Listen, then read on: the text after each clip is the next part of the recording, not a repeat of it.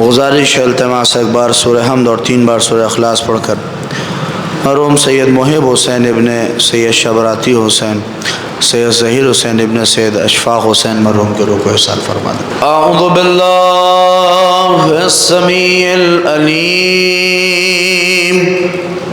من الشیطان الرجیم، الحمدللہ الذی جعل کمال دینہ و تمام نعمتہ بولایت علی ابن ابی طالب،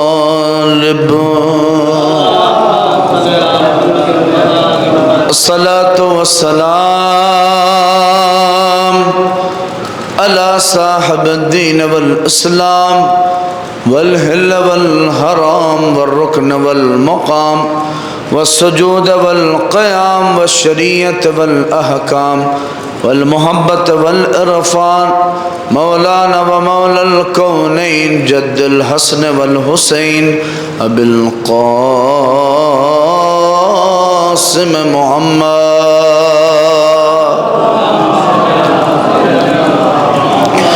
لا سیما علی ابن امہ وخلیفتی فی امتہ امیر المؤمنین یعصوب الدین وقائد غر المحجلین ومقاتل الناکسین والمارقین والقاسطین ومصداق كل شيء احصيناه في امام مبين، کلمۃ الرحمن وباب الامن والامان، الذي زوج على العرش نجير النسوان ومصداق مرج البحرين يلتقيان بينهما برزخ لا يبغيان، صاحب ذو الفقار والامام المختار ومصداق قول النبي المختار، لأوتين الرعي غدا رجل قرار غير فرار، الذي سمته امه حيدر وساقي من حوض كوثر، مطلوب كل طالب غالب على كل غالب، مولانا علي ابن ابي طالب،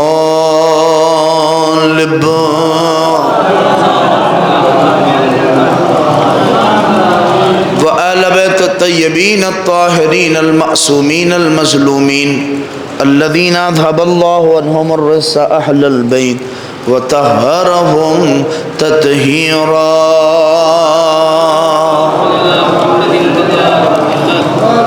ولعنۃ اللہ علی اعدائہم اجمعین من یومنا ھذا الی قیام یوم الدین، اما بعد فقد قال اللہ الحکیم، بسم اللہ الرحمن الرحیم، وَإِذِ ابْتَلَىٰ إِبْرَاهِيمَ رَبُّهُ بِكَلِمَاتٍ فَأَتَمَّهُنَّ قَالَ إِنِّي جَاعِلُكَ لِلنَّاسِ إِمَامًا قَالَ وَمِنْ ذُرِّيَّتِي قَالَ لَا يَنَالُ أَحَدِ الظَّالِمِينَ۔ صلوات پڑھ دو۔ ایک اور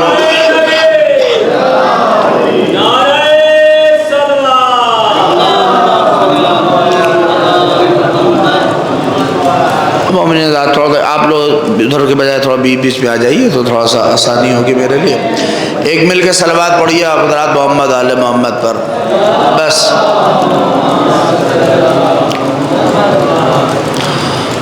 یہ مجلس چہلم جو برائے سال ثواب مرحوم جناب محب حسین ابن شبراتی حسین کی منعقد ہو رہی ہے، اور یہ پہلی مجلس، اس کے بعد بھی ایک مجلس جو بعد ظہرین انشاءاللہ منعقد ہوگی، آپ حضرات سماعت کریں گے، لہٰذا چونکہ وقت اور حالات، موسم، ساری چیزیں مد نظر ہیں، لیکن غم حسین سیلاب آئے تب بھی ہوا، بارش ہوئی تب بھی ہوا، آندھیاں چلیں پھر بھی ہوا، اسی لیے کہ یہ وہ چراغ حسینی ہے، اس لیے کہ یہ وہ چراغ نہیں ہے جو آدھیوں کے رو میں بجھ جائے، بلکہ اس چراغ کا کمال ہی یہی ہے کہ یہ آدھیوں کے رو میں اور جلتا نظر آتا ہے۔ صلوات پڑھے محمد آل محمد پر۔ لہٰذا میں کوشش کروں گا کہ اسی مرحلے سے اور اسی جلدی کچھ باتیں آپ حضرات کے ذہن عالیہ تک پہنچاؤں، اور 1 گھنٹے کے اندر کی یہ گفتگو انشاءاللہ آپ کے ذہن اقدس اور وقت ہے، لہٰذا مجھ سے کہا جا رہا ہے بہت آرام سے، تو آرام سے سنائیں گے اور آرام سے آپ سنیے تاکہ نہ آپ تھکیے نہ ہم تھکیں۔ لہٰذا اسی لیے میں نے چونکہ جو مناسبت ہے اور ہر آدمی قربانی کر کے باقاعدہ طور کے اوپر گوشت ووشت کاٹ کے اور کھا پی کے بیٹھا ہے، لہٰذا یہ بھی دقت نہیں ہے کہ بہت جلدی کھانے کا بھی معاملہ ہو، لہٰذا پوری طرح سے آپ آمادہ ہیں۔ میں بہت جلدی اسی پس منظر میں گفتگو آپ حضرات کی خدمت میں کرنی ہے، اور آیت کا انتخاب بھی میں نے اسی اعتبار سے کیا ہے کہ وَإِذِ ابْتَلَىٰ، قرآن حکیم کی بڑی مشہور و معروف آیت کہ وَإِذِ ابْتَلَىٰ، سورہ بقرہ کی یہ عظیم آیت کہ وَإِذِ ابْتَلَىٰ إِبْرَاهِيمَ رَبُّهُ بِكَلِمَاتٍ۔ دیکھیے پہلی بات تو آپ یہ سمجھیے کہ ابراہیم ایک عظیم نبی ہیں، خلیل خدا ہیں۔ ابراہیم بہت ہی عظیم مرتبے کے کہ جہاں اولو العزم نبیوں کی جب گفتگو آتی ہے تو اس میں ابراہیم کا نام آتا ہے۔ ابراہیم ایک اعلیٰ صفت نبی ہیں، پنجم کی کتابوں میں بھی پڑھتے ہیں کہ اولو العزم نبی میں ابراہیم کا نام ہے۔ ابراہیم ایک الگ منزلت، اور آج پوری امت اور پورے خاص کر ہم اور آپ آج جتنی بھی ریلیجیس ہسٹری ہے اور بک ہے جہاں کے اوپر بحث و مباحثہ ہوتا ہے دین کے سلسلے میں، تو 2 دین کی بحث آپ کو ملے گی۔ ایک دین ہے دین ابراہیمی اور ایک دین ہے دین غیر ابراہیمی۔ آپ اندازہ اسی سے لگائیے، ابراہیم اس نبی کا نام ہے کہ اس محمد کے دین کا بھی تذکرہ دین ابراہیم کے ذیل میں ہوتا ہے۔ صلوات پڑھتے ہیں محمد آل محمد۔ آج یہ اسلام، یہ مسلمان، یہ سارے لوگ جتنے بھی آتے ہیں سب اسی دین ابراہیم کے اندر میں ہیں، اور بقیہ غیر ابراہیمی جتنی دین کی سلسلے میں بحثیں ہوتی ہیں، وہ چاہے عیسائی ہوں، چاہے یہودی ہوں، چاہے جو بھی ہوں، وہ سب دین غیر ابراہیم میں ان کی بحث ہوتی ہے۔ مگر دین ابراہیم یعنی وہی دین مصطفیٰ، یعنی وہی دین اسلام، وہی شریعت جسے ہم اور آپ فالو کرتے ہیں۔ اسی لیے قرآن حکیم نے ابراہیم سے کیا کہا؟ وَإِذِ ابْتَلَىٰ، قرآن کہہ رہا ہے وَإِذِ ابْتَلَىٰ إِبْرَاهِيمَ رَبُّهُ بِكَلِمَاتٍ، اپنے پیغمبر، اپنے نبی، اپنے محمد کو پروردگار عالم یاد دلا رہا ہے کہ اے میرے نبی، اے میرے حضور، اے میرے سرکار، یاد کریے۔ از لفظ از جو ہے وہ زمانے کو یاد کراتا ہے ماضی کے، کہ یاد کریے اس وقت کو۔ کس وقت کو؟ اِذِ ابْتَلَىٰ، جب مبتلا کیا، جب امتحان لیا، جب ٹیسٹ کیا، جب پرکھا، جب جانچا، جب پوری طرح سے ابراہیم کو پرکھ لیا اس نے۔ کیا کیا؟ اِذِ ابْتَلَىٰ إِبْرَاهِيمَ رَبُّهُ، کس نے؟ آدمی نے نہیں پرکھا بلکہ اس کے رب نے انہیں پرکھا۔ وَإِذِ ابْتَلَىٰ إِبْرَاهِيمَ رَبُّهُ، جب ابراہیم کو، اے میرے پیغمبر یاد کریے اس وقت کو کہ جب ابراہیم کو ان کے رب نے، اس کے رب نے پرکھا اور تولا اور پوری طرح سے ان کو ٹیسٹ کر لیا، تو کیا کہا؟ بِكَلِمَاتٍ، کچھ کلمات کے ذریعے سے ابراہیم کو اس نے امتحان لے لیا، ابراہیم کو اس نے پرکھ لیا، ابراہیم کا اس نے ٹیسٹ کیا۔ کہتے فَأَتَمَّهُنَّ، پھر جب وہ اس امتحان میں 100 لے کے آ گئے تو جاہلوں کا للناس امامہ، تو ہم نے انہیں لوگوں کا امام بنا دیا۔ توجہ کریں، ہم نے انہیں لوگوں کا قال انی جاہلوں کا للناس امامہ وقال من ذریتی، تو جیسے ہی امام بن گئے تو غور کریے یہ عہدہ امامت اتنا عظیم عہدہ ہے کہ ابراہیم کو بھی لالچ آئی اور کہا کہ اے پروردگار کیا یہ میری ذریت میں ہی رہے گا؟ تو اللہ نے یہ نہیں کہا کہ تمہاری ذریت میں رہے گا، اگرچہ رہے گا، لیکن اللہ نے ایک اصول بنا کے پیش کیا کہ دیکھیے غدیر بھی آ رہی ہے، اس منزلت کو بھی محسوس کریے گا کہ قال ومن ذریتی، کیا پروردگار یہ میری ذریت میں رہے گا؟ تو اللہ نے نہیں بلکہ اللہ نے ایک اصول بنایا، کہا کہ قال ومن ذریتی لا ینال عہد الظالمین، اے ابراہیم یہ میرا عہدہ ہے، ظالموں تک نہیں پہنچے گا۔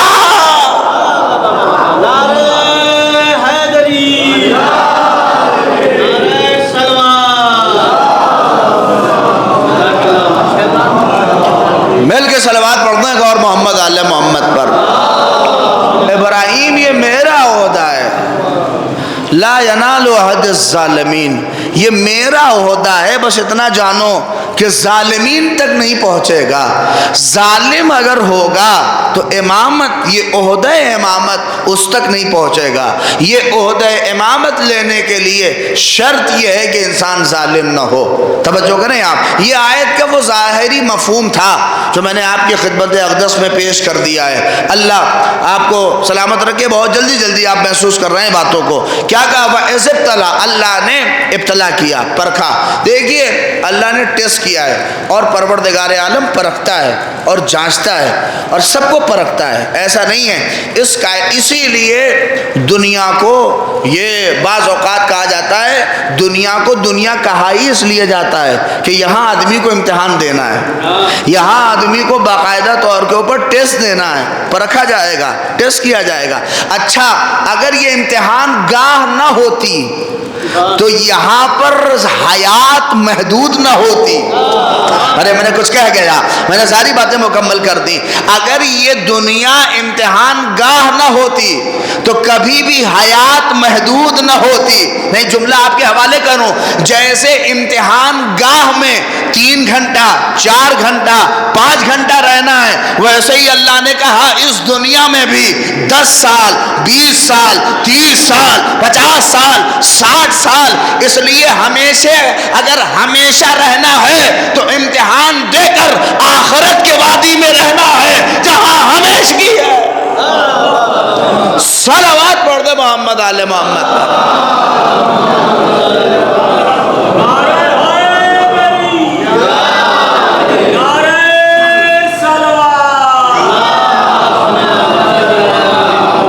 یہ امتحان کا ہے، یہ دنیا، یہاں پہ آدمی کو امتحان دینا ہے، کہیں غربت کا امتحان دینا ہے، کہیں امیری کا امتحان دینا ہے۔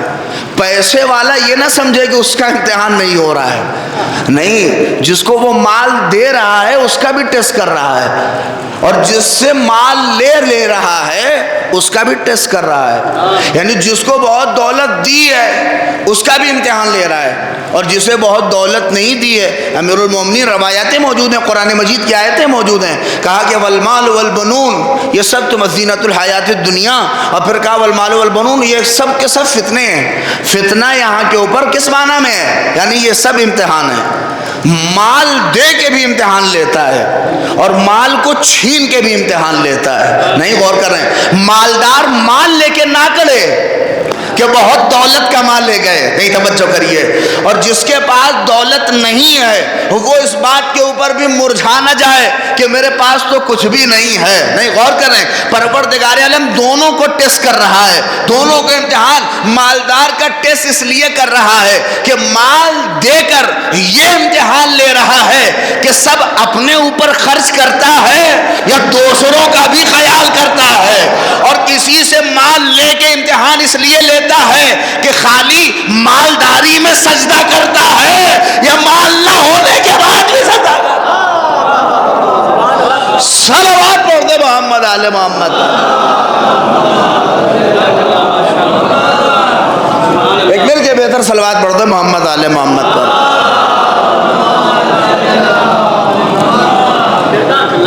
لہذا دونوں صورت میں یہ امتحان ہے اور وہ ٹیسٹ کر رہا ہے، مولوی کا اور سب کا امتحان ہے۔ اور ایک بات اور یہ بھی بہت ہی آسانی سے کہہ دوں میں، اور کہہ رہا ہوں، اور دور تک بات پہنچے گی تو شاید پہنچے گی، یہ نہ سمجھیے یہ فرش بھی امتحان ہے۔ ارے توجہ کریں، میں کچھ اشارے کر رہا ہوں، یہ فرش بھی امتحان ہے۔ یہ جو فرش بچتا ہے مجلس کا، اور یہ جو اعلان ہوتا ہے اور یہ مرثیہ خوانی اور یہ سب ہوتا ہے، یہ فرش بھی امتحان ہے۔ آپ کہیں وہ کیوں؟ شہزادی زینب نے فرش ہی کیوں بچھایا؟ توجہ کریے گا، شہزادی تو بہت کچھ کر سکتی تھی وہاں کے اوپر، لیکن شہزادی نے پہلا کام فرش بچھایا۔ غور کریے گا، فرش بچھایا کیوں؟ فرش بچھا کے شہزادی نے قیامت تک کے لیے امتحان کا بنا دی۔ کہا کیا؟ کہ فرش بچھا دینا فیصلہ ہو جائے گا کہ یہاں پہ آتا کون ہے، فرش سے دور رہتا کون ہے۔ صلوات پڑھ محمد آل محمد، یہ بھی امتحان کا ہے۔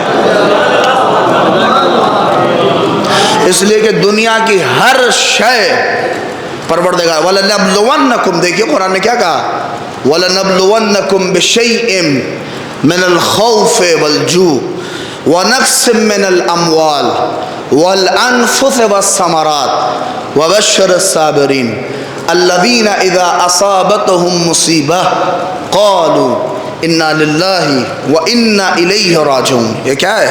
وَلَنَبْلُوَنَّكُمْ، دیکھیے لام تاکید ہے، ضرور بالضرور، نبلونکم، ہم تمہارا ٹیسٹ کریں گے، ہم تمہیں پرکھیں گے، ہم تمہیں جانچیں گے، ہم تمہارا ٹیسٹ کریں گے، ضرور بالضرور۔ دیکھیے لام اس کے بعد نبلون، یہ فعل مضارع اور وہ تاکید ہے نون کی، پھر اس کے بعد نبلونکم بشیء من الخوف والجوع، بھوکا رکھے، کبھی خوف ڈر سے، من الخوف والجوع ونقص من الاموال، کبھی کبھار کچھ مال کو تمہارے کم کر کے تمہارا امتحان لیں گے۔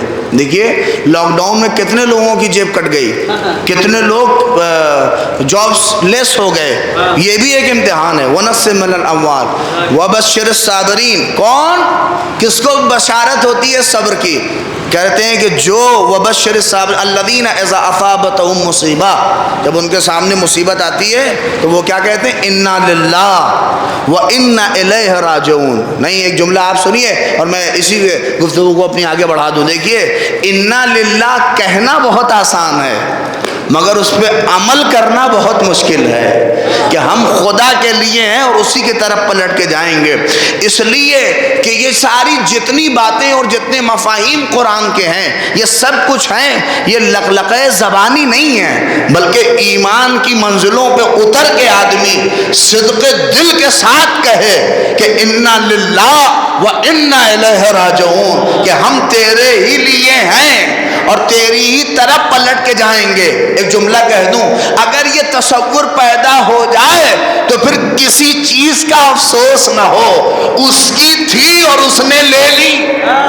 صلوات پڑھ دو محمد آل محمد پر۔ نہیں، میں بات کہہ رہا ہوں، آپ دیکھ لیجئے، بڑی اہم آپ کے سامنے، یہ جو ہمارے یہاں الفاظ بعض اوقات بول دیے جاتے ہیں نا، یہ آیت اسی لیے ہے انا للہ، بس کسی کے انتقال کی خبر سن لی، آپ نے کہہ دیا انا للہ و انا الیہ راجعون، مگر آپ سمجھیے کہ یہ وہ حقیقت ہے انا للہ و انا الیہ راجعون کی۔ بعض اوقات ہم لوگ کہتے ہیں کوئی جوان مر جاتا ہے تو ہم لوگ کیا کہہ دیتے ہیں بتائیے؟ کسی جوان کی میت ہو گئی، یا کسی کے اچھے خاصے مثلاً فرض کریے تھے اور اتنے میں آدھے گھنٹے میں دیکھا کہ مثلاً کہتے ہیں ہم لوگ ارے ابھی مرنے کی عمر کہاں تھی، مثلاً فرض کریے ایک جوان کا انتقال ہو جائے، ابھی کچھ ایسا ہو جائے کہ ارے ابھی تو لہلہانے کی عمر تھی، ابھی تو ترنگ بھرنے کی عمر تھی، ابھی تو یہ ہوتا اور ابھی تو وہ ہوتا، ابھی تو جانے کی عمر نہیں تھی۔ توجہ کریں، یہ سارے الفاظ ہمارے یہاں بولے جاتے ہیں نا، آپ اندازہ کریے انا للہ و انا الیہ راجعون پہ اگر یقین ہے تو پھر یہ لفظ کہہ کیسے سکتا ہے آدمی؟ غور کریے، انا للہ و انا الیہ راجعون کہے اگر یقین ہے تو پھر یہ کون کہہ سکتا ہے کہ ابھی جانے کی عمر نہیں تھی، ابھی تو رہنے کی عمر تھی؟ یہ بتائیے، یہ آدمی کہہ تو دیتا ہے مگر کبھی کبھار یہ لفظ کہہ کے نہیں، بلکہ ہر بار جب بھی کہتا ہے نہ چاہتے ہوئے بھی، کہتے ہیں نا ارے خدا نہ خواستہ موت، ارے خدا نہ خواستہ کیا مطلب؟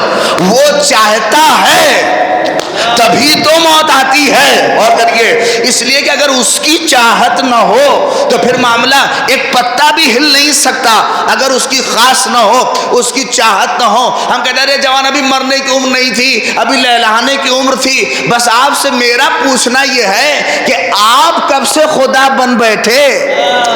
آپ کب سے خدا ہو گئے جو یہ کہنے لگے کہ ابھی جانے کی عمر نہیں تھی، ابھی تو رہنے کی عمر تھی؟ اس لیے کہ اس بات کا علم یا تو خدا کو ہے یا خدا کے رسول کو ہے، اور آپ دونوں سے مبرہ ہیں۔ صلوات پڑھ دیں محمد آل محمد پر، مل کے صلوات ایک اور پڑھ دیں محمد آل محمد پر۔ غور کریں، لہذا ولنبل، وہ آزمائے گا، وہ پرکھے گا، اور وہ پرکھتا ہے، وہ جانچتا ہے، وہ تولتا ہے، وہ سب کچھ۔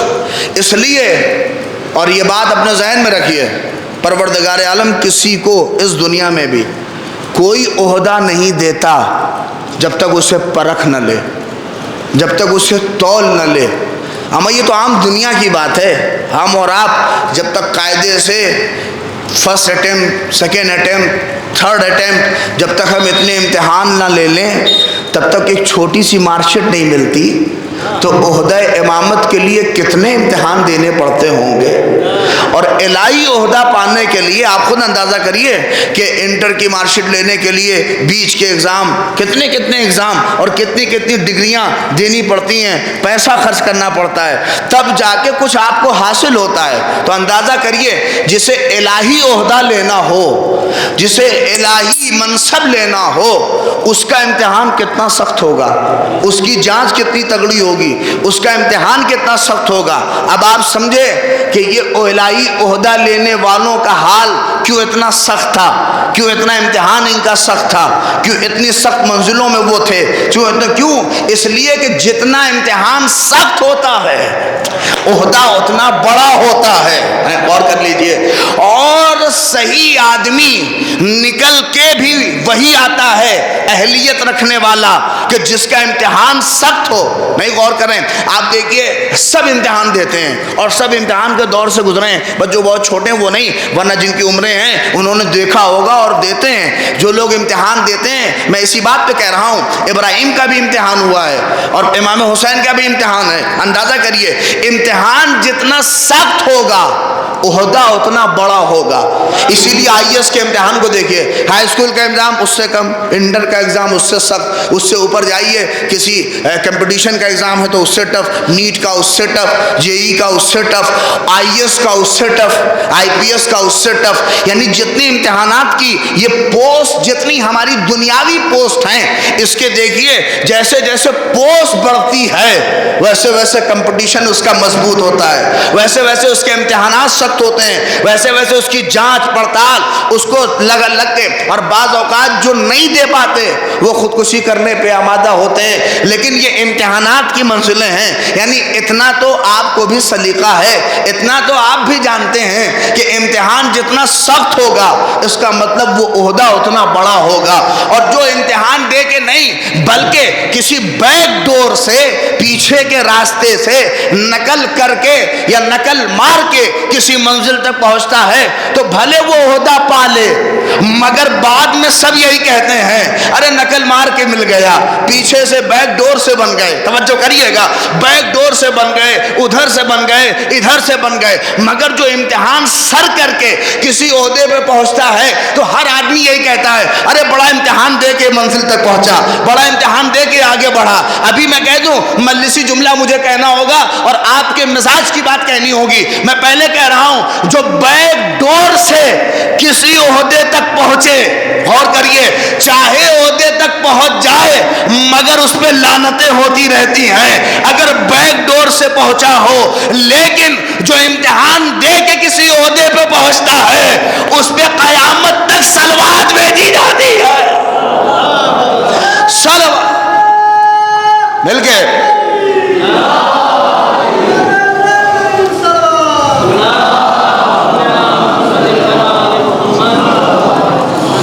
ایک مل کے بلند ترین صلوات پڑھ دیں آپ حضرات۔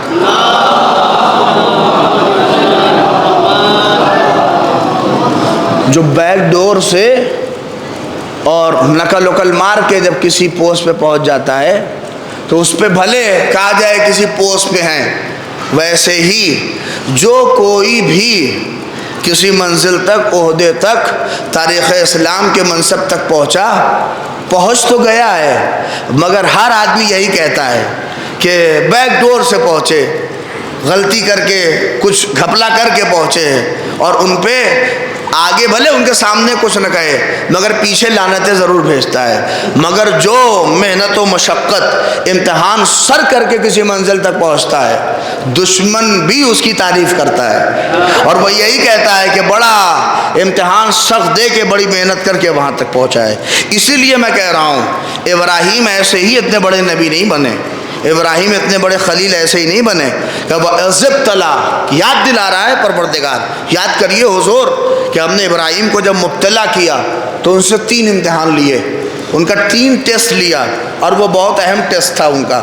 پہلا دیکھیے، میں نے پہلے ہی کہا، مال، اولاد، یہ سب کچھ کیا ہے؟ فتنہ ہے، یہ ساری چیزیں امتحان کے باعث ہیں۔ اور ابراہیم کا امتحان اللہ نے انہی چیزوں سے لے لیا۔ پہلا امتحان مال سے لیا، دوسرا امتحان جان سے لیا، تیسرا امتحان بولیے اولاد سے لیا۔ ابھی جو آپ قربانی کر کے آ رہے ہیں وہ یاد ابراہیمی تو ہے، وہ یاد اسماعیل ابراہیم ہے۔ کہا پہلا امتحان مال سے لیا ابراہیم کا۔ مال کا امتحان بھی آسان نہیں ہے، دیکھیے ہر چیز کا اسٹیپ ہے۔ آدمی اپنی پوری صحت گنواتا ہے تاکہ مال کو حاصل کرے، غور کریے، پھر اسی اپنی جان کو بچانے کے لیے مال کو لٹاتا ہے، توجہ کریے گا، اور پھر اولاد کو بچانے کے لیے اور اولاد کا مستقبل سنوارنے کے لیے اپنی عاقبت بھی خراب کرتا ہے، سب کچھ اپنا برباد کرتا ہے تاکہ اولاد کا لگ جائے۔ ہے ایسا، آپ دیکھ لیجئے، فلاں کا ایک زمین کسی کی سب کماتا ہے، عمر ہے 90-95 سال کے ہو گئے، پھر بھی 2 بتہ زمین کے لیے ایک دم اپنے کو لڑائے ہوئے ہیں، نہیں 1 بتہ آگے نہیں ہونے دیں گے، 2 بتہ پیچھے نہیں ہو سکتے، سب کچھ اسی 2 بتہ زمین کے لیے سب کچھ کر لیں گے۔ ہوتا کیوں ہے؟ یعنی اگرچہ ان کی نہیں ہے، پیر قبر میں لٹکا ہوا ہے، مگر آدمی اسی 2-3 بتے زمین کے لیے سب کچھ کرتا ہے۔ آپ غور کر رہے ہیں یہ کیوں؟ آپ تو یہ کچھ اس کا استعمال تو کر نہیں سکتے، مگر کیوں کرے؟ اپنے لڑکوں کو تو چھوڑ کے جا رہے ہیں، لڑکے استعمال کریں گے، لڑکے شوق سے رہیں گے۔ آپ اندازہ کریے، یہ ساری چیزیں امتحانات ہیں۔ علامہ اقبال کی مجھے بات یاد آ گئی، علامہ اقبال کا بڑا اچھا شعر ہے اور بڑی اچھی نظم ہے اسی زمین کے اوپر۔ کہتے ہیں کہ زمین اور کاشتکار، یہ جو کسان ہے اور یہ زمین، کہتے ہیں کہ یہ دونوں ایک دن آپس میں لڑ رہے تھے، یہ اس کا گریبان پکڑے ہوئے تھے چچا، اور وہ زمین اس کا گریبان، اور دونوں خوب لڑ رہے تھے۔ اور کیا کہہ رہے تھے؟ کسان کہہ رہا تھا کہ زمین میری ہے، اور جو کسان کہہ رہا تھا کہ زمین میری ہے، زمیندار کہہ رہا تھا کہ زمین میری ہے۔ یعنی زمیندار اور کسان دونوں لڑ رہے تھے، یہ اس کا گریبان، وہ اس کو مکہ، یہ ان کو دھکا، یہ ان کو مکہ، اور دونوں یہی کہہ رہے تھے کہ زمین میری ہے۔ توجہ کریے گا، وہ کہہ رہے تھے کہ زمین میری ہے، دونوں کہہ رہے تھے کہ زمین میری ہے۔ ایک عقل مند آدمی گزر رہا تھا، اس نے دیکھ کے کہا، ارے بے وقوف، تم دونوں لڑ کیوں رہے ہو؟ کہا ارے دیکھ نہیں رہے ہو، یہ کہہ رہا ہے کہ زمین میری ہے اور میں کہہ رہا ہوں کہ زمین میری ہے۔ کہا تم بتاؤ تمہاری دلیل کیا ہے؟ زمیندار نے کہا ارے میں نے پیسہ دیا ہے، میں نے اس کی رقم ادا کی ہے، زمین میری ہے۔ اس عقل مند آدمی نے اس کسان سے پوچھا، اس کی دلیل تو صحیح ہے، تمہاری زمین کیسے ہے؟ کہا ارے میں بوتا ہوں، توجہ کریے گا، میں جوتتا ہوں، میں اس میں اناج اگاتا ہوں، زمین میری ملکیت ہے، میری ہے، میں سب کچھ اس زمین کے لیے کرتا ہوں۔ تو اس عقل مند نے کہا تمہاری بھی دلیل بڑی ٹھوس ہے۔ کہا فیصلہ کیسے ہو؟ کہا فیصلہ زمین کرے گی، چلو زمین سے ہی پوچھ لو۔ ارے کاش بات پہنچتی، چلو زمین سے ہی پوچھ لو کہ کس کی ہو، زمیندار کی ہو یا کسان کی ہو۔ دونوں گئے زمین کے پاس اور زمین سے پوچھنے لگے، زمین بتاؤ گا تم کس کی ہو؟ تو زمین نے ان دونوں سے کلام نہیں کیا، بلکہ اس عقل مند آدمی سے کہا کہ ان دونوں سے کہو یہ دونوں پاگل ہیں، یہ دونوں بے وقوف ہیں، یہ دونوں اندھے ہیں۔ کہ کیوں؟ کہ اس لیے کہ نہ تو میں کسان کی ہوں، نہ تو میں زمیندار کی ہوں۔ کہ پھر کس کی ہو؟ کہا میں دونوں کی نہیں ہوں، مگر یہ دونوں میرے ہیں۔ نہیں توجہ کریے گا، بلکہ یہ دونوں میرے ہیں۔ کہ وہ کیسے؟ کہ جب مریں گے تو میرے ہی پاس آئیں گے۔ صلوات پڑھ دے محمد آل محمد۔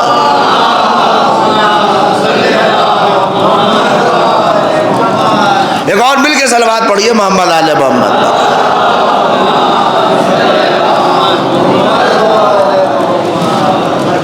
زمین دیکھ لیجئے، اسی کے لیے آدمی، یہ سب امتحان ہے، یہ دھن دولت، یہ جو پروردگار عالم نے ہمیں دیا، یہ جوانی، یہ ہمارے نوجوانوں کے بازوؤں میں جو مچھلیاں ہیں، یہ سب منزل امتحان میں ہے۔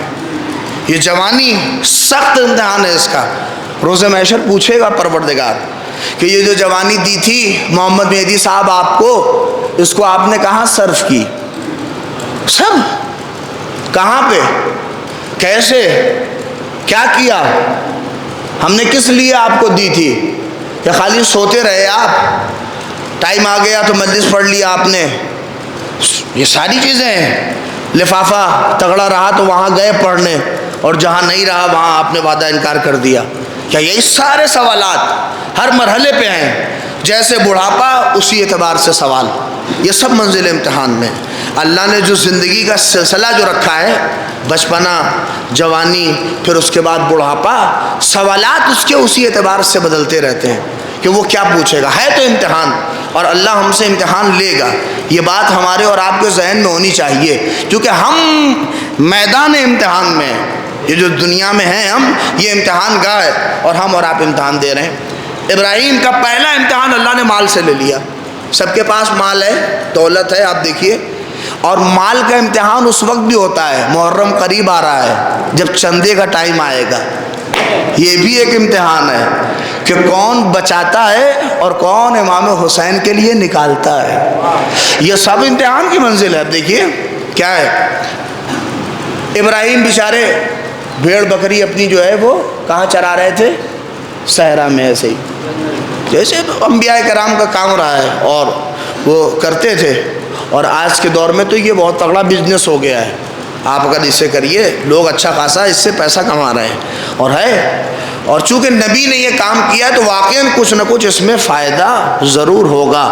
آپ اگر ٹیکنیکل حوالے سے اور تجارتی حوالے سے بھی اگر اسے دیکھیے تو یہ بہت بڑا کام ہے اگر آدمی اسے کرے. ورنہ چونکہ ہمارے یہاں تو کام نہیں کوئی کرنا چاہتا، اس لیے کہ ہمارے یہاں ہر آدمی شارٹ کٹ سے امیر بننا چاہتا ہے. سوچتا ہے کہ آئیڈیل میں پیسہ لگا کے کچھ ہو جائیں، مگر یہ اندازہ رکھیے محنت کا کمایا اور ہوتا ہے. اور یہ 2 دن کے امیر بننے والا خواب چھوڑیے، بلکہ محنت و مشقت کریے تاکہ ہمیشہ کے لیے یہ انکم آپ کی بنی رہے. صلوات پڑھتا محمد علیہ محمد.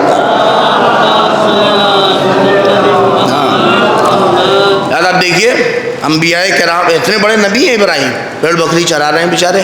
اتنے میں کیا دیکھا؟ بس سنیے، بہت جلدی جلدی گفتگو تمام ہو رہی. اب جیسے ہی کیا دیکھا کہ خوبصورت جوان ہے اور خوبصورت آواز میں کہہ رہا ہے سبوح قدوس رب الملائکۃ والروح. یہ عظیم جملہ اتنے خوبصورت انداز سے کہہ رہا تھا کہ ابراہیم اس کی طرف متوجہ ہو گئے. کرے جوان آدمی اور اتنی خوبصورت آواز میں سبوح قدوس. اتنا اچھا لگا ابراہیم کو. جیسے آپ کو جب کوئی شعر اچھا لگتا ہے تو کیا کہتے ہیں؟ مکرر ارشاد، دوبارہ پڑھیے. جب زہیر صاحب پڑھتے ہیں محفلوں میں تو ایسے ہی تو لوگ کہتے ہوں گے مکرر ارشاد. ہاں آدمی بہت دوبارہ پڑھیے. تو یہ بیچارے تو کچھ مانگتے نہیں ہیں، مگر جیسے ہی ابراہیم کو بہت اچھا لگا تو اس سے کہا کہ بھیا ایک بار اور پڑھ دو. بہت اچھا لگا، توجہ کرو، تمہارے کتنا اچھا تمہارا انداز ہے. اور اس کے بعد صلہ فوراً کہا ایک بار اور پڑھ دو. تو یہ جو آدھی میری بکریاں ہیں، دمبیاں ہیں، یہ جو میری مال دنیا میں یہ جو کچھ ہے آدھا تمہارے حوالے کر دیں گے. اس نے فوراً کہا سبوح قدوس رب الملائکۃ والروح. اور اس نے کیا عرض تھا، فوراً اس نے کہہ دیا. ابراہیم کو اور اچھا لگا. ارے کیوں نہ اچھا لگتا؟ کلام الہی کسے پسند نہ ہو؟ توجہ کریے تھوڑا سا، میرے بیدار ہوئیے. کلام الہی کسے پسند نہ ہو؟ پھر اچھا لگا. ابراہیم نے کہا یہ آدھی جو بچی ہے یہ سب تمہاری ہے. اب مال دنیا میں ابراہیم کے پاس کچھ نہیں بچا، سب کچھ. اب جب تیسری بار کہا کہ بھیا ایک بار اور کہہ دو، دل چاہتا ہے کہ تم ایک بار اور کہو. تو اب اس نے دیکھا کہ اب تو ان کے پاس کچھ بھی نہیں ہے. تو اس نے پلٹ کے کہا اب کیا دیں گے؟ کہا میں تو ہوں. نہیں غور کریے، میں تو ہوں. کہا کیا؟ پھر اس نے کہا سبوح قدوس رب الملائکۃ والروح. کہا تا حیات اب میں آپ کا غلام ہوں اور آپ کے ساتھ آپ کے پیچھے. کہتے ہیں کہ کہہ کے ابراہیم اس کے پیچھے آگے جیسے ہی کھڑے ہوئے وہ فوراً مڑ گیا. اس نے کہا ابراہیم کیسی بات کر رہے ہیں؟ میں تو جبریل ہوں. اللہ نے مجھے آپ کا ٹیسٹ لینے کے لیے بھیجا تھا، آپ کا امتحان لینے کے لیے بھیجا تھا. تو کیا ہوا؟ کہ ابراہیم وہاں سے بات آ گئی ہے، آپ 100% اللہ کے امتحان میں کامیاب ہو گئے. کا کیا مطلب؟ کہ اللہ کیا چاہتا تھا؟ کہ ابراہیم اللہ نے یہ جو مال آپ کو دیا تھا وہ یہ دیکھنا چاہتا تھا کہ ابراہیم کو اس کا کلام پسند ہے یا اس کا مال پسند ہے. صلوات پڑھ دے محمد آل محمد.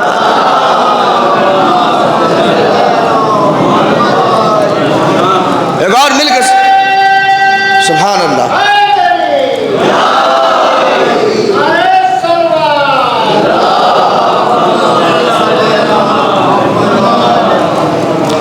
وہ دیکھنا یہ چاہتا تھا کہ ابراہیم کو اس کا مال پسند ہے یا خدا کا کلام پسند ہے. ابراہیم آپ 100% کامیاب ہو گئے اور وہاں سے سرٹیفکیٹ آ گیا, 100x100 لے کے چلے آئے, ایک آدھ نمبر بھی نہیں کر. اس لیے کہ الہی عہدے میں اگر ایک نمبر بھی کٹ جائے تو پھر وہ نبی نہیں بنتا, پھر وہ امام نہیں ہوتا. 100 میں 100 لے کے آ گئے. وہ ہمارا اور آپ کا مزاج ہے کہ 99 پہ خوش ہو جائے, نہیں, 100 میں 100 نمبر ابراہیم کو مل گیا. مال کے امتحان میں کامیاب ہو گئے. اب کس کا امتحان ہے؟ جان کا. جان والا امتحان آپ نے سنا ہے بارہا. آئیے اس نوعیت سے سنیے, میں آپ کے خدمت پہ پیش کر رہا ہوں. ابراہیم نے جان کا امتحان کیسے دیا؟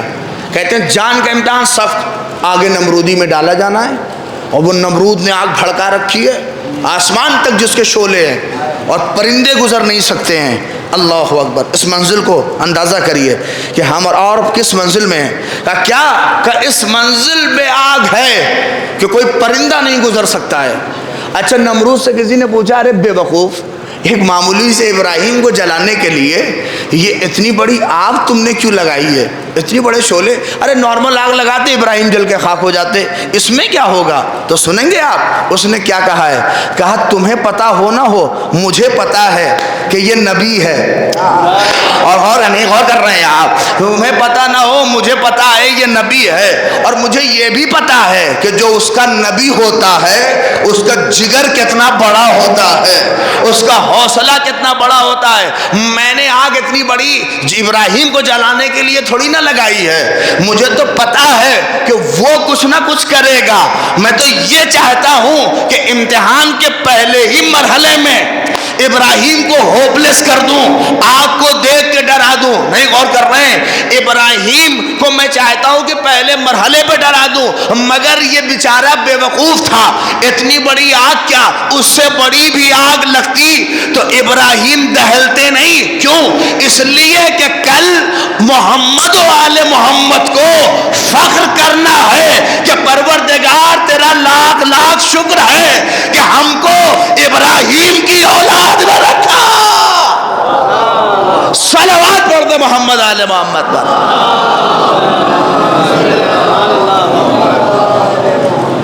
کیسے ڈرا تھا؟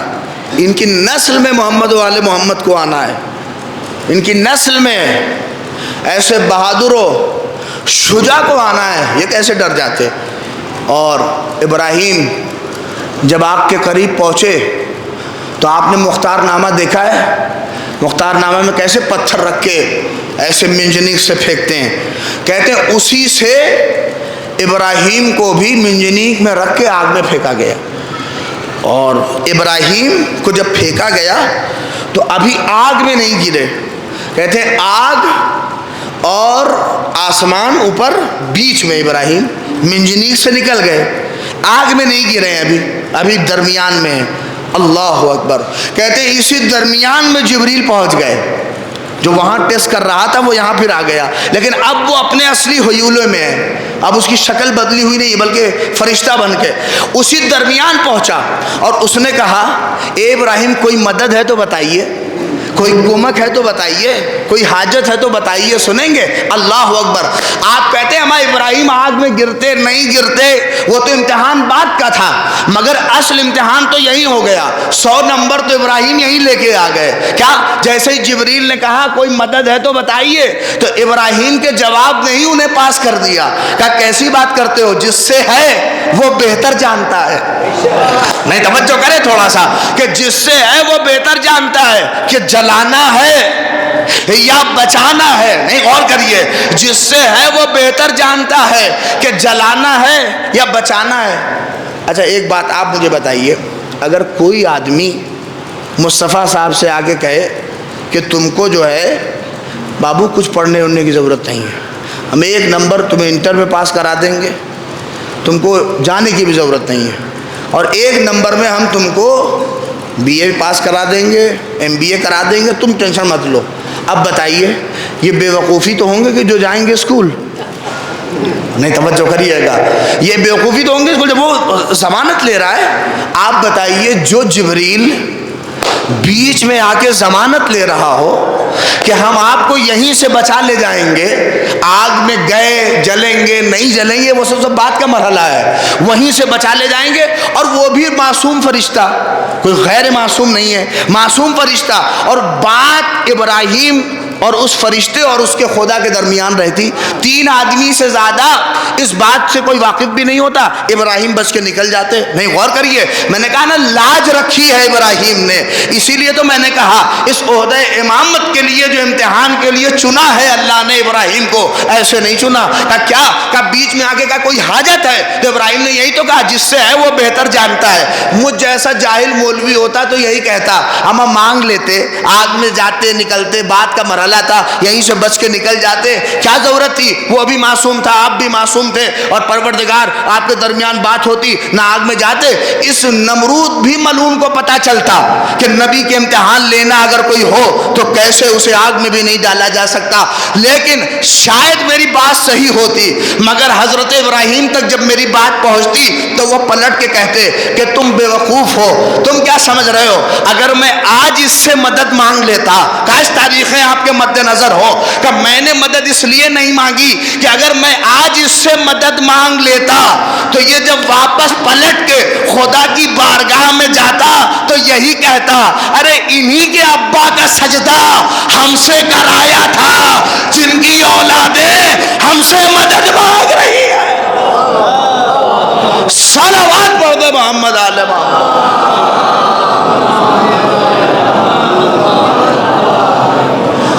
لاج رکھی ہے حضرت آدم کی, لاج رکھی ہے جناب ابراہیم نے.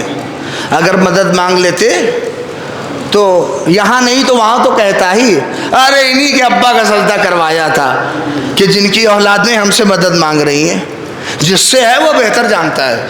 اور کہتے ہیں ابراہیم گئے, آگ گلزار ہو گئی, ٹھنڈی ہو گئی, اور ابراہیم بچ کے نکل آئے.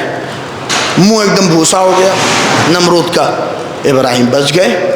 اس میں بھی ابراہیم کو سند مل گئی کہ آپ 100% امتحان میں کامیاب ہو گئے. بس اب جو جہاں تک مجھے پہنچنا تھا, مولوی صاحب تھوڑا ٹائم کتنا ہوا تھا بتائیے؟ ایک صلوات پڑھیے محمد آل محمد پر. پانی ایک مل کے صلوات پڑھیں آپ حضرات.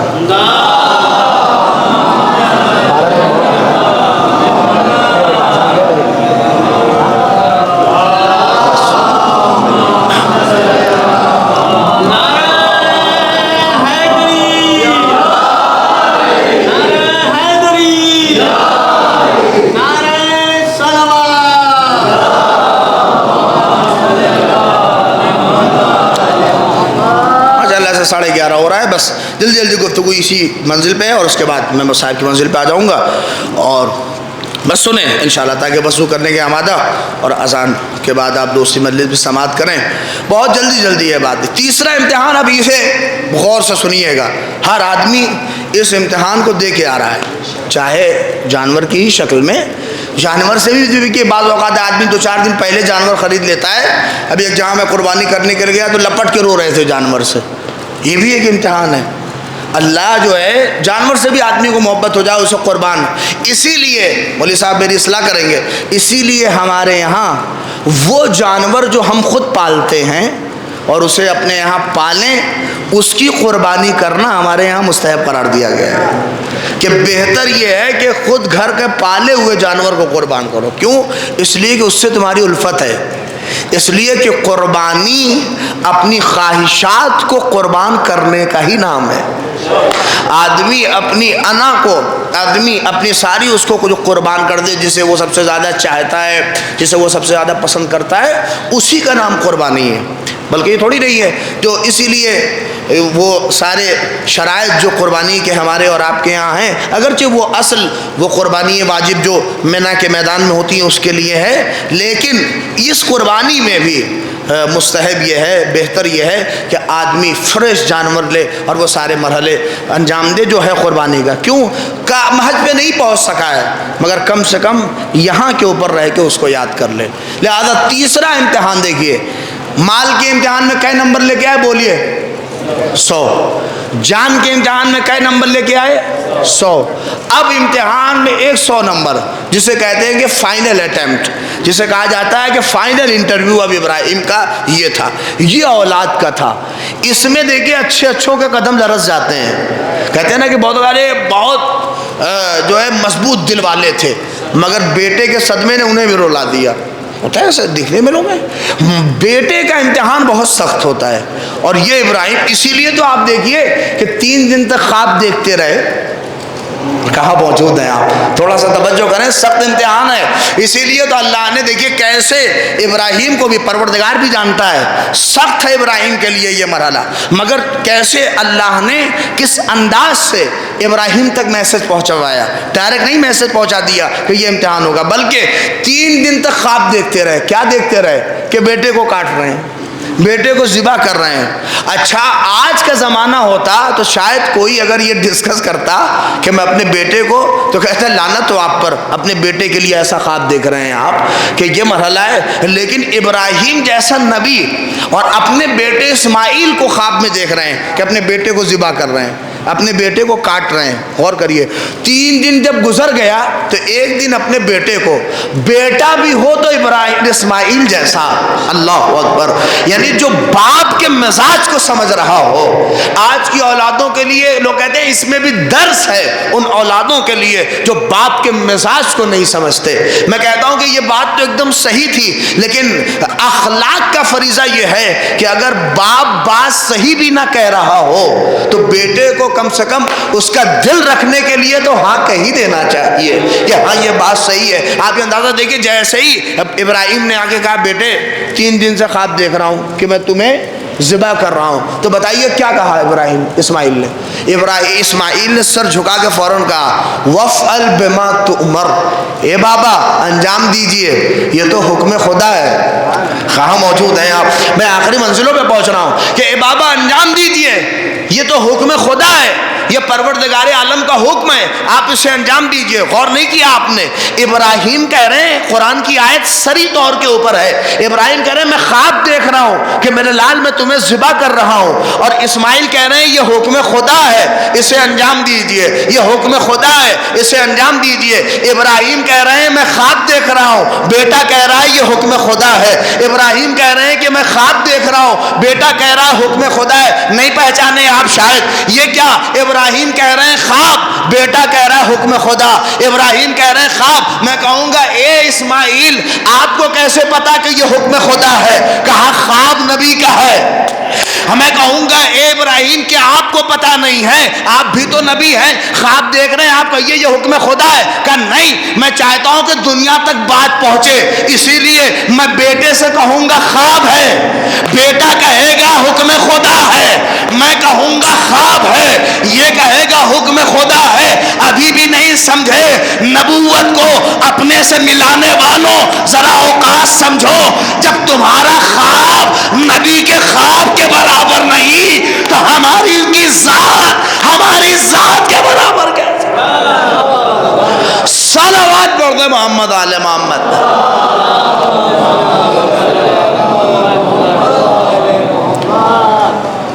جب ان کا خواب، ہم اور آپ کا خواب دیکھیے نبی کا خواب ہے. یہ کام ہے کسی میں ہمت کہ اپنے خواب پہ عمل کر کے، مجلس دیکھا ہوا خواب تو جلدی لوگ بتاتے نہیں کہ دوسری مجلس کرنی پڑ جائے گی. صلوات پڑھتے محمد آل محمد پر. ہاں کسی مولوی سے اگر ارے ہمارے ابا کو خواب میں دیکھے ہیں تو لوگ ڈر کے مارے نہیں بتاتے کہ سامنے والا ایک مجلس کرا دو، کہ کہاں پھر تبرک کا خرچہ اور یہ سارے مرحلے. تو یہ تو وہ خواب ہے. ابراہیم بیٹے کو ذبح کر رہے ہیں اور خواب دیکھا، بیٹے نے کہا انجام دیجئے بابا کوئی مسئلہ نہیں ہے. اچھا دیکھیے ابراہیم بھی تیار، بیٹا بھی مزاج کا آمادہ، اور اسی انداز سے جیسے آپ اپنے جانور کو لے کے جاتے ہیں ویسے ہی ہاتھ میں چھری اور گردن میں وہ رسی اور وہ سب لے کے ویسے ہی ابراہیم کو اسماعیل کو لے کے گھر سے چلنے لگے اور لے کے آ رہے ہیں، اور ابراہیم اسماعیل پیچھے پیچھے، ابراہیم آگے آگے۔ دیکھیے ہوتا یہ ہے، مین قربانی امپورٹنٹ نہیں ہے، مین آپ کی نیت اہم ہے کہ آپ کی نیت کیسی ہے، اور نیت پہ ہی سارے عمل کا دار و مدار ہے۔ الاعمال بالنیات، اسی لیے کہا گیا ہے، اسی لیے محرم آ رہا ہے نا، میں کہتا ہوں ایک بسکٹ بھی بانٹنے میں شرم نہ کریے گا اگر نیت خالص ہے، ورنہ وہ ایک شرمال بھی بانٹیے گا اگر نیت خالص نہیں ہے تو کوئی فائدہ نہیں ہے۔ اس لیے کہ وہاں نیت دیکھی جاتی ہے، پھر جملہ کہوں، وہاں جانور کی سائز نہیں دیکھی جاتی، وہاں آپ کی نیت دیکھی جاتی ہے کہ نیت کیسی پہنچ رہی ہے۔ اب اس کو بالکل اس کا مطلب یہ نہیں کہ ایک دم بچہ لے آ کے کاٹ دیجئے اور کہیے مولوی صاحب نیت پہنچ رہی، نہیں، وہ اپنی جو شرائط ہے اس کے، لیکن نیت اہم ہے کہ ہم اور آپ کہہ کیا رہے ہیں۔ اور دیکھیے شیطان جو کام کرتا ہے نا، مثلا فرض کریے اب ہم مولوی ہیں، ہمیں پتہ ہے کہ نماز واجب ہے، تو شیطان ہمارے پاس کیسے آئے گا؟ شیطان ہم کو یہ تھوڑی نہ بتائے گا کہ نماز نہ پڑھو، ہم تو پہلے ہی جھٹکیں گے، اگر بیوقوف کہیں گے نماز واجب ہے، نہیں، شیطان کیسے بہکائے گا؟ جیسا کینڈیڈیٹ ہوتا ہے شیطان ویسا ہی کام کرتا ہے۔ نہیں غور کر رہے ہیں؟ دیکھتے ہیں آپ جیسا کینڈیڈیٹ ہوتا ہے، یہ جو دلال ہوتے ہیں پیسے بھی ویسے ہی ہٹتے ہیں، دیکھتے ہیں بہت تگڑا ہے مالدار آدمی ہے تو اس سے پیسہ ویسے ہی، اور جو دیکھتے ہیں تھوڑا سا غریب ہے تو اس سے پیسہ ویسے ہی۔ شیطان بھی کینڈیڈیٹ دیکھ کے مثلا دیکھتا ہے مولوی ہے تو ڈائریکٹ اس سے کہیں گے کہ نماز نہ پڑھے تو نہیں، کیا کہ ایک کام یہ کرو، اگر رائٹ ٹائم پڑتا ہے تو اس کو کھسکا دو آگے، تھوڑا بتا دو کہ نہیں رائٹ ٹائم نہیں، مثلا جو ہے کیا نام ہے 12 بجے کا ٹائم ہے تو اسے کہو 2 بجے 3 بجے پڑھ لے، 4 بجے پڑھ لے، مثلا آپ اس کو اول وقت سے اس کو آگے بڑھا دے گا۔ یہ ایسے ہی مثلا فرض کریے یہ آدمی ایسے ہی، یا مثلا محرم میں جو لوگ خرچہ کرتے ہیں، بعض لوگ ایسے ہوتے ہیں خوب دل پھینک کے خرچہ کرتے ہیں، اور بعض اوقات ایسے ہوتے ہیں شیطان اس خلوص میں آ کے سوراخ کرتا ہے۔ شیطان کیا کرتا ہے؟ اس خلوص میں سوراخ کرتا ہے۔ خلوص میں مثلا کیا ہے، آپ کے یہاں 26واں ہوتا ہے نا، 26 محرم آپ کے یہاں ہوتا ہے، فرض کریے گاؤں میں ایک آدمی اٹھے اور کہے کہ 26 محرم کا پروگرام پورے گاؤں کی طرف سے ہوتا ہے، سبیل کا پورا انتظام میری طرف سے ہوگا۔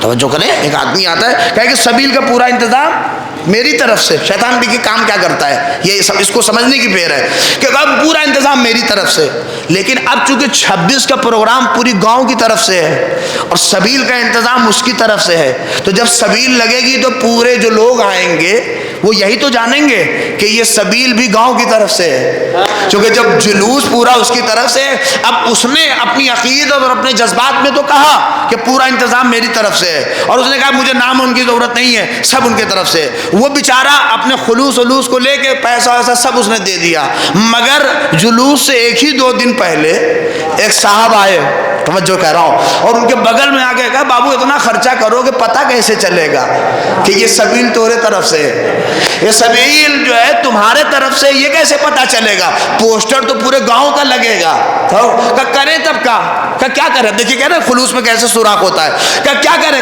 کچھ نہیں کرنا ہے، اس میں تمہاری تو کوئی نہیں جائے گی، بس کچھ نہیں، ایک 2x2 کا، غور کریے، ایک پوسٹر جہاں جہاں سبیل لگے وہاں 2x2 کا ایک پوسٹر لگا کے بس چپکا دینا، سبیل امام حسین من جانب، ارے توجہ کریے تھوڑا سا، میں آپ کا حوصلہ دے رہا ہوں، سبیل امام حسین من جانب فلاں ابن فلاں، نہیں غور کیا؟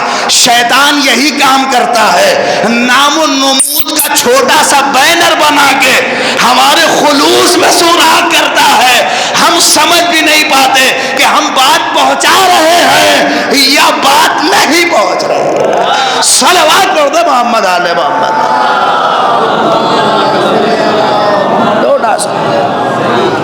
بولا کہ بس ہماری اپنی جانب لگا دو بابو، کچھ نہیں ہوگا۔ اب دیکھیں سب جو خلوص مثلا جس پہ 100 نمبر مل سکتا تھا وہ نمبر اب آپ کا 80 اور 50 پہ آ جائے گا۔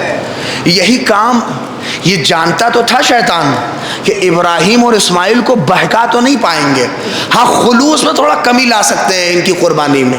تو جب ابراہیم لے کے چلنے لگے تو آ کے کہتا ہے اے ابراہیم، ارے کہاں لے کے جا رہے ہیں؟ جوان بیٹا ہے، ابھی زندگی کی اس نے ترنگیں نہیں بھری ہیں، کچھ کیا نہیں ہے، آپ کا دل کچھ پتھر اتھر کا ہو گیا ہے کیا؟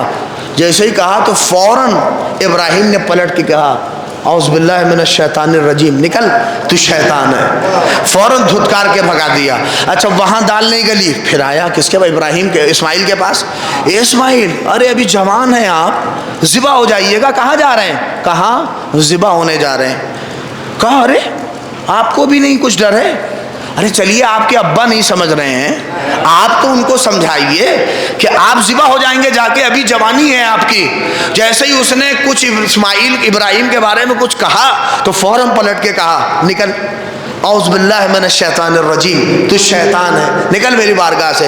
ابراہیم نے بھی اسے بھگا دیا۔ نہیں ایک بات آپ نہیں سمجھ رہے ہیں، جب شیطان ابراہیم کے پاس آیا تو اس نے ایک چیز پوچھا تھا، کہا کیا؟ کہ ابراہیم کہاں جا رہے ہیں؟ کہا بیٹے کو ذبح کرنے لے جا رہے ہیں۔ اسماعیل سے پوچھا کہ کہاں جا رہے ہو؟ تو کہا ذبح ہونے جا رہے ہیں۔ نہیں غور کر رہے ہیں، یعنی ابراہیم کو پتا ہے کہ ذبح کرنے جا رہے ہیں، اور اسماعیل کو بھی پتا ہے کہ ذبح ہونے جا رہے ہیں۔ ارے کیسے میں آپ کے سامنے کہوں، ابھی محرم آ رہا ہے نا، سوال اٹھنے شروع ہو جائیں گے، لوگ کہیں گے جب حسین کو پتا تھا کہ ذبح ہونا ہے تو کیوں جا رہے ہیں؟ غور کر رہے ہیں، جب ابراہیم کو پتا تھا کہ ذبح کرنا ہے تو کیوں جا رہے ہیں؟ جب اسماعیل کو پتا تھا کہ ذبح ہونا ہے تو کیوں جا رہے ہیں؟ میرا سوال یہ ہے کہ حسینیت پہ سوال کرنے سے پہلے ابراہیم سے پوچھو کہ جب پتا ہے کہ بیٹا کو ذبح ہونا ہے تو کیوں لے کے جا رہے ہیں؟ صلوات پڑھ دو محمد آل محمد۔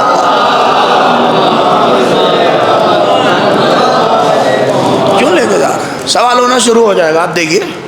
اور دونوں جگہ بیچارے کی دال نہیں گلی۔ اب کہاں گلے گی بتائیے؟ کہاں گلے گی؟ جہاں کوکر ہو۔ ارے بولیے نا سیدھے، وہیں گلے گی جہاں کوکر ہو۔ کہاں ہوتا ہے کوکر؟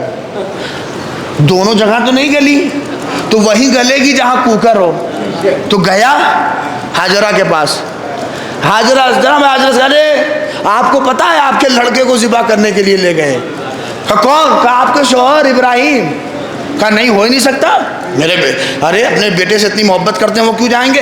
یعنی وہ دنیا کی دلیلیں دیتا رہا ہاجرہ، اس لیے کہ یہ اور عورت ہوتی تو شاید گل جاتی۔ نہیں توجہ کہہ رہا ہوں، اس لیے کہ اور کوئی کوکر کسی گھر کا ہوتا تو شاید دال گل جاتی، مگر ہاجرہ کے پاس، ارے نبی کی خاص زوجہ ہیں ہاجرہ، اتنی آسانی سے کیسے؟ یہ دلیلوں پہ دلیلیں دیتا رہا۔ ہاجرہ اپنی نا کی کینچی سے کاٹتی رہی، نہیں نہیں نہیں نہیں نہیں نہیں، اب یہ دلیلیں۔ جب اس نے دیکھا کہ اب کوئی تیر کام نہیں کرے گا تو ایک آخری تیر بچا تھا۔ اب کیسے آپ سنتے ہیں یہ آپ کا مزاج جانے گا۔ آخری تیر بچا اور اس نے آخری تیر مارا کہ ٹھیک ہے آپ کو مجھ پہ یقین نہیں ہے، آپ کو میری بات پہ یقین نہیں ہے، آپ کو میری دلیلوں پہ یقین نہیں، تو چلیے خود آپ گھر سے باہر نکلیے، میدان میں آئیے اور خود اپنی آنکھوں سے دیکھیے کہ حقیقت کیا ہے، صحیح کیا ہے، غلط کیا ہے۔ جیسے ہی کہا کہ گھر سے باہر نکلیے، ہاجرہ نے پلٹ کے کہا تو شیطان ہے، اعوذ باللہ من الشیطان الرجیم، لا حول ولا قوت، فوراً کہہ کے اسے بھگا دیا۔ میں نے پوچھا بی بی شہزادی آپ نے کیسے پہچانا کہ یہ شیطان ہے؟ کہہ رہے کیسے نہ پہچانوں، نبی کی زوجہ سے کہہ رہا ہے گھر سے باہر نکل، گھر سے باہر نکل، نہیں پہنچے، امت مسلمہ کو بتا رہا ہوں۔ ہاجرہ نے اسی وقت بتا دیا، اگر کوئی نبی کی زوجہ کو گھر سے باہر نکال دے، چاہے جتنا بڑا مقدس ہو، وقت کا شیطان ہے۔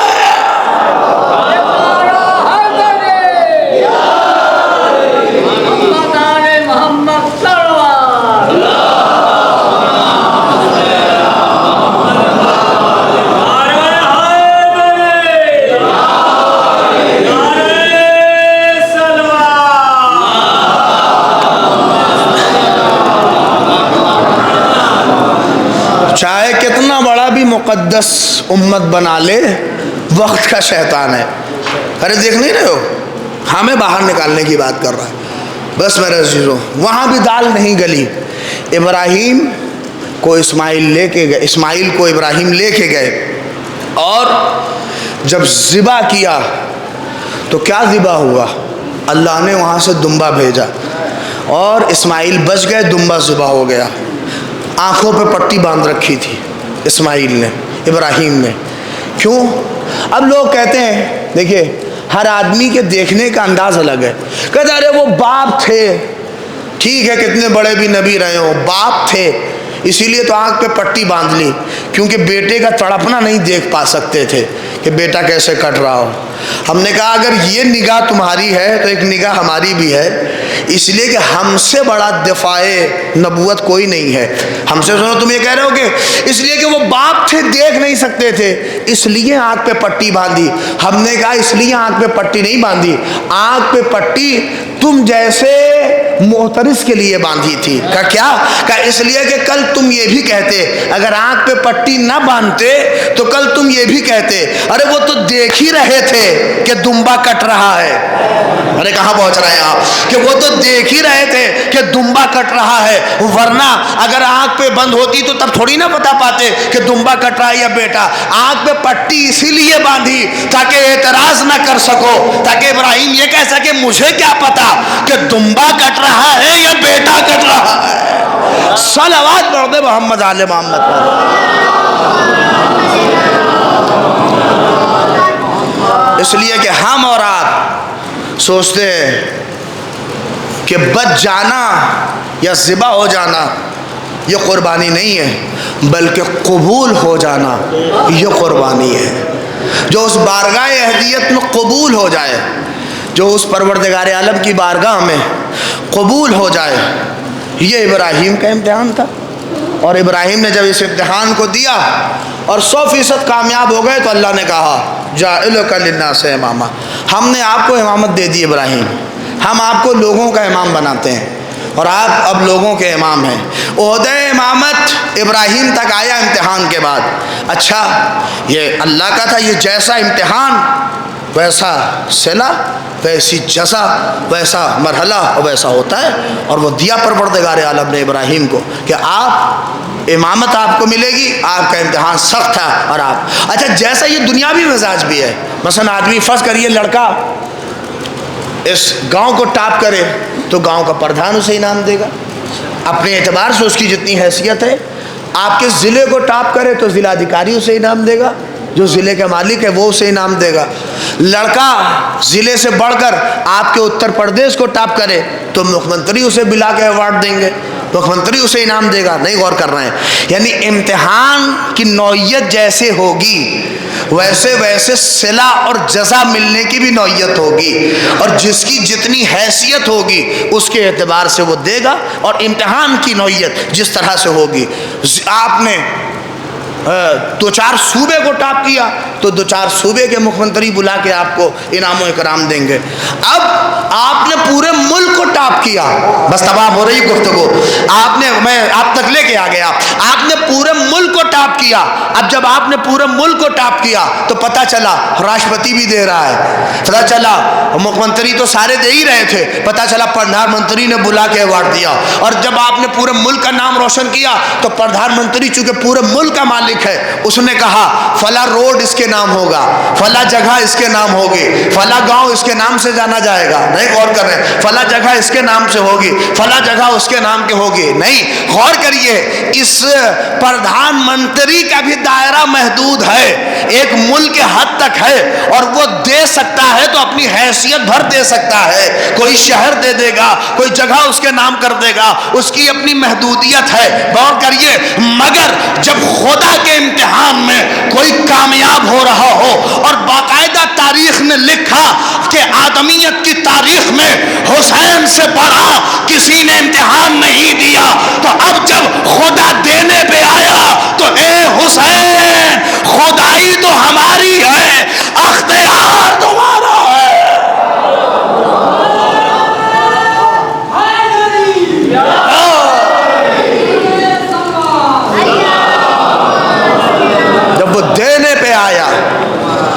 جب وہ دینے پہ آیا تو اس نے صاف طور کے اوپر کہا حسین اب خدائی تو ہماری رہے گی پر اس پہ اختیار تمہارا ہے، یہ سب تمہارے نام، اس لیے کہ جیسا امتحان حسین علی مقام نے دیا ویسا امتحان کسی نے نہیں دیا.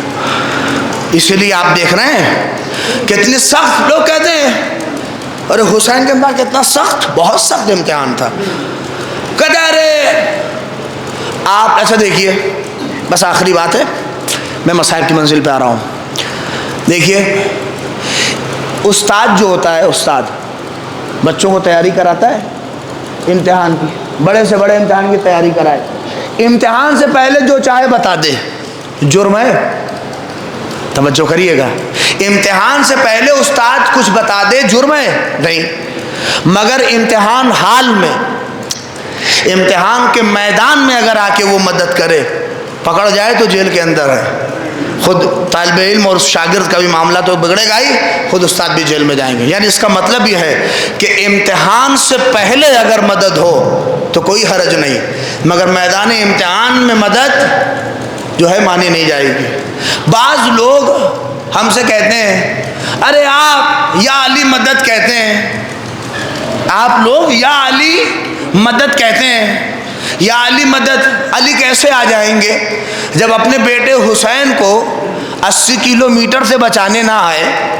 توجہ کر رہا ہوں, تو تمہیں بچانے کیسے آئیں گے؟ تو ہمارا ان بے وقوفوں کو جواب ہے کہ حسین میدان امتحان میں ہے, اور امتحان کے میدان میں مدد نہیں ہوتی حسین. اسی لیے تو جب حسین امتحان دے رہے تھے اس کے باوجود بھی آدم, نوح, سارے ملائکہ, سارے فرشتے سب کھڑے تھے کہ حسین آپ کی مدد. مگر حسین کہتے جا رہے تھے آج علی کا لال فاطمہ کا بیٹا منزل امتحان میں ہے, اجرکم عند اللہ, خدا آپ کو کوئی غم نہ دے سوائے غم سید الشہداء کے. عید الاضحیٰ کے بعد جیسے جیسے دن گزرتے ہیں نا, ویسے ویسے ان مشام تک کربلا کی بو آنی شروع ہو جاتی ہے. آنکھوں میں سیلاب آنسوؤں کا نزدیک ہے. خدا تمہارے حوصلوں کو سلامت رکھے. اجرکم عند اللہ. کتنا سخت امتحان حسین نے دیا. زخموں پہ زخم کھا چکے بس اے حسین بس, تیروں پہ تیر کھا چکے بس اے حسین بس, ہم تم کو آزما چکے بس اے حسین بس, گردن جھکا دو خنجر بیداد کے لیے, ارے کچھ امتحان چھوڑ دو سجاد کے لیے. اجرکم عند اللہ. السلام علیک یا ابا عبداللہ وعلی الارواح التي حلت بفنائک علیک من سلام اللہ ابدا ما بقیت وبقی اللیل والنہار فلا جعلہ اللہ آخر العہد منی لزیارتکم. السلام علی الحسین وعلی علی ابن الحسین وعلی اولاد الحسین وعلی اصحاب الحسین. میں کیوں پڑھ رہا ہوں؟ اللہ اکبر. زیارت عاشورہ روز پڑھتے ہو گے. جیسا امتحان حسین نے دیا ویسا امتحان کسی نے نہیں دیا. میں کیوں کہہ رہا ہوں؟ اللہ کسی باپ کو وہ منظر نہ دکھائے جو حسین غریب نے اپنی آنکھوں سے دیکھے. زیارت عاشورہ کا فقرہ ہے السلام علی علی ابن الحسین. کسی نے 5ویں امام سے پوچھا مولا یہ السلام علی علی ابن الحسین سے مراد کون ہے؟ 5ویں امام کہنے لگے نہ پوچھو, سینے پہ ہاتھ مار کے بس ایک فقرہ کہو واہ اکبرا. ہائے اکبر کہہ کے اور اپنے بھائی کا نام لے کے اللہ اکبر رونے لگے. ہمارے پانچویں امام اپنے چچا کا نام لے کے رونے لگے. پوچھا مولا آپ رو کیوں رہے ہیں؟ کہا اس لیے کہ ہمارے جد پہ سب سے بڑی غربت وہی تھی. کہا کیا؟ کہا جب اپنے کڑیل جوان کی میت پہ پہنچے تو حسین کو کچھ سمجھ میں نہ آیا، بلکہ اکبر کے رخسار پر اپنے رخسار کو رکھ کر بس ایک فقرہ کہا، اے اکبر آنکھوں کی پیلائی چلی گئی، اجرک من اللہ. خدا آپ کو کوئی غم نہ دے سوائے غم سید الشہداء کے. نہیں، محرم قریب ہے، جب رویا کریے نا تو آنسوؤں کے دھارے کے ساتھ آواز بلند کر کے، کم سے کم اس لیے ہے کہ اب وہ دن آ رہا ہے جس میں زہرا کا لال غریب ہو جائے گا. زہرا کا لال ہمارا مہمان ہوگا. ہمارے عزا خانوں کی زینت ابھی دیکھ رہے ہیں کیسے اجڑے عزا خانے ہیں، مگر جیسے ہی محرم قریب آئے گا ان عزا خانوں کی رونق بڑھ جائے گی. ان ماتمیوں کے ہاتھ صرف حسین کے لیے اٹھنے کے لیے تڑپیں گے. میں کیسے کہوں، اللہ نے ابھی مجھے بتایا کہ مرحوم کی صرف بیٹیاں تھیں، پھر بھی میں سلام کروں گا. خدا کوئی غم نہ دے، خدا نہ کرے کوئی باپ حسین جیسا ہو. اللہ رے کیسی غربت. اللہ آیت اللہ مرشی نجفی فرماتے ہیں، وہ کہتے ہیں حسین پہ دو غربت بڑی عظیم تھی. کہ کون سی غربت؟ کہ پہلی غربت یہ تھی کہ جب حسین رخصت آخر کے لیے خیمے میں آئے، کہ حسین جب رخصت آخر کے لیے خیمے میں آئے، حمید بن مسلم کہتا ہے کہ جب میں خیمے کے قریب پہنچا تو مجھے ایسا لگا کہ جیسے کوئی حسین کو کھینچ رہا ہو، جیسے کوئی حسین کو کھینچ رہا ہو. حمید کہتا ہے میں اور قریب گیا تو جب میں نے اندازہ کیا تو ایسا لگا کہ زمین پہ کچھ بیویاں ہیں جو اپنے آپ کو گرائے ہوئے ہیں اور حسین کے ابا کے دامن کو کھینچ رہی ہیں. حمید بن مسلم کہتا ہے جب میں نے پتہ کیا تو مجھے پتہ چلا علی کی کچھ بیٹیاں علی کی شہادت کے وقت اتنی چھوٹی تھی کہ حسین نے انہیں اپنی بچیوں کے طرح پالا تھا. کہ جب حسین نکلنے لگے تو دامن کو پکڑ کے کہہ رہی تھی، اے بھیا ہمیں کس کے حوالے، اے بھیا اجرک من اللہ. خدا آپ کی آوازوں پر رحمت. آخری فقرہ اور ختم و دعا ہے، دوسری مجلس سماعت کریں گے آپ. بس میں آخری فقرہ آپ تک پہنچا لے جاؤں. ابھی بھی اگر نہ ہو تو بس احساس کرنا، جو صاحب اولاد ہیں اللہ ان سے پوچھے جب اپنی بیٹیوں کو چھوڑ کے رخصت، وہ منزل الگ ہوتی ہے کہ جب جاکنی کا عالم ہو، باپ اپنی آنکھوں کے سامنے اپنی اولاد کو دیکھ رہا ہو. اللہ رے حسین کی قربت میر انیس صلی اللہ مقامہ نے کس طرح سے وہ منزل بیان کی ہے. خدا آپ کو اس منزل تک اور کربلا کی زیارت نصیب کرے. آپ جا کے دیکھیں حسین کی غربت بہت عظیم ہے. آپ سنتے ہیں بڑی سخت مصیبتیں تھیں، لیکن جب آپ کربلا پہنچیں گے تب آپ کو لگے گا کہ یہ تو بہت دور لگتی تھی.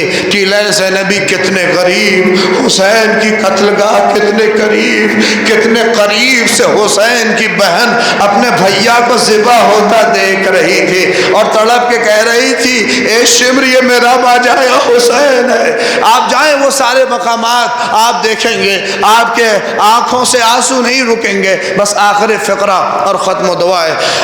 آیت اللہ مرشی نجفی کہتے ہیں جب حسین بیویوں سے رخصت ہو کے چلے، اب یہ رخصتی حسین کی بڑی قیامت کی تھی. کہ کیسی رخصتی؟ کہ جب حسین نکلنے لگے تو کہتے ہیں کہ چہرہ خیمے کی طرف تھا اور پش کرتے ہوئے چلتے چلے گئے. کہتے ہیں جیسے زلجنا کے قریب پہنچے تو پلٹے تو کیا دیکھا کہ ایک بچی زلجنا کے سموں سے لپٹی فریاد کر رہی تھی، بابا کے زلجنا، بابا کو مقتل میں نہ لے جا. تڑپ تڑپ کے رو رہی تھی، اے بابا کے ذوالجنا بابا کو مقتل میں نہ لے جا، اے بابا کے ذوالجنا بابا کو مقتل میں نہ لے جا۔ اب یہاں سے میر انیس علی اللہ مقامہ کہتے ہیں کہ حسین کو کچھ سمجھ میں نہ آیا، خاک کے کربلا پہ لیٹ گئے، بچی کو سینے پہ سلایا۔ میں نے کیوں کہا اتنی بڑی غربت کسی کی نہیں جتنی حسین کی، کوئی باپ ایسی لوری نہیں دے گا جو حسین نے دیا۔ سینے پہ لٹانے کے بعد ہاتھ رکھ کے بس ایک فقرہ، اے سکینہ اب بابا کا سینہ نہ ملے گا، اے سکینہ اب پھوپھی اماں کے سینے پہ سونا، اب بھیا کے سینے پہ سونا، اب بابا کا سینہ نہ ملے گا۔ کہا یہ کہی رہے تھے کہ بچی سو گئی، اور سونے کے بعد تھوڑی ہی دیر کے بعد مصائب ختم ہو گئے۔ اپنے جتنے حوصلے ہیں اپنی آنکھوں میں آنسوؤں کو ساتھ یہ مصائب کا فقرہ، اللہ اکبر الوداع ہے، کیا فقرہ ہے جناب سکینہ کا۔ کہتے ہیں تھوڑی دیر کے بعد جب بچی اٹھی تو کھڑی ہوئی اور بابا کے چہرے کو دیکھ کر بس ایک فقرہ کہا، اے بابا خدا حافظ۔ میں کیسے ادا کروں، اے بابا خدا حافظ، اے بابا جائیے، اے بابا خدا حافظ۔ کہتے ہیں جیسے ہی سکینہ نے خدا حافظ کہا، جیسے حسین میں طاقت آ گئی ہو، کھڑے ہوئے حسین، جو حسین اب تک چل نہ پا رہا تھا وہ حسین کھڑا ہوا۔ کہتے ہیں جیسے ہی مقتل کی طرف چلنے لگے تو اللہ رے محبت بیٹی کی دل میں جاگی۔ اب جیسے ہی پلٹ کے دیکھا سکینہ کھڑے ہوئے آنسو بہا رہی تھی۔ میر انیس نے اس درد کو رقم کیا ہے۔ میر انیس کہتے ہیں بچی آنسو بہاتے بہاتے کہہ رہی تھی، ارے نیند آئے گی جب آپ کی بو پاؤں گی بابا، ارے میں رات کو مقتل میں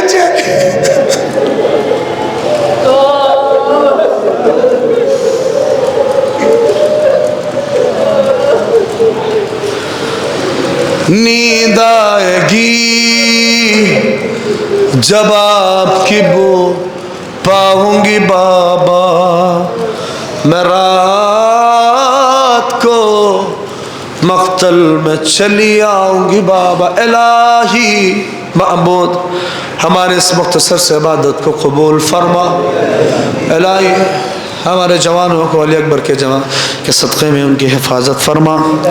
پروردگار اہل بیت علیہ السلام کے چاہنے والے جہاں کہیں بھی ہیں بار الہ ان سب کی حفاظت فرما، حاضرین کو حج و زیارات سے مشرف فرما۔ بار الہ پروردگار محرم قریب ہے، ہمارے آپسی اختلافات، ہماری آپسی رندشیں، پروردگار ان سب کا خاتمہ فرما۔ پروردگار تجھے واسطہ ہے محمد و آل محمد کا، پروردگار ہماری ماں بہنوں کے پردوں کو سلامت رکھ۔ بار الہ ہمارے اس ملک عظیم میں امن و امان قائم فرما۔ پروردگار دشمن طاقتوں کو نیست و نابود فرما۔ علماء فقہا مراجع کی حفاظت فرما۔ پروردگار عالم تیری بارگاہ میں دعا ہے اس ماہ محرم میں حسینیت کے پیغام کو نشر کرنے کی ہم سب کو توفیق عنایت فرما۔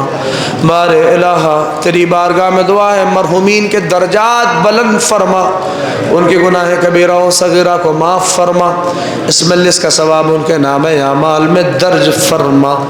پروردگار ساری مشکلات کا حل اسی حجت کے ظہور میں ہے، یوسف زہرا قائم آل محمد امام کے ظہور میں تعجیل عنایت فرما۔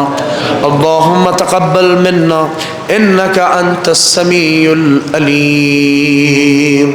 گزارش ہے ایک بار سورہ حمد اور 3 بار سورہ اخلاص کی تلاوت فرما کر مرحوم سید محب حسین ابن سید شبراتی حسین، سید ظہیر حسین ابن سید اشفاق حسین کی روح کو ارسال فرما دیں۔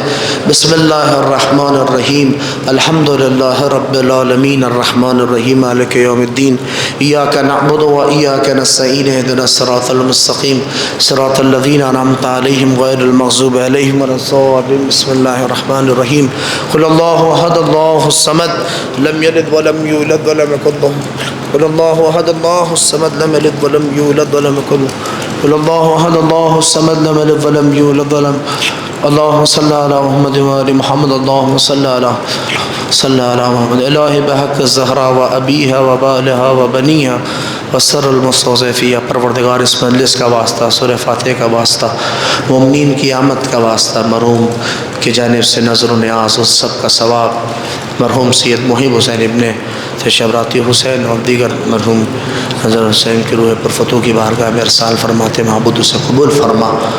آمین یا رب العالمین. ماتم حسین.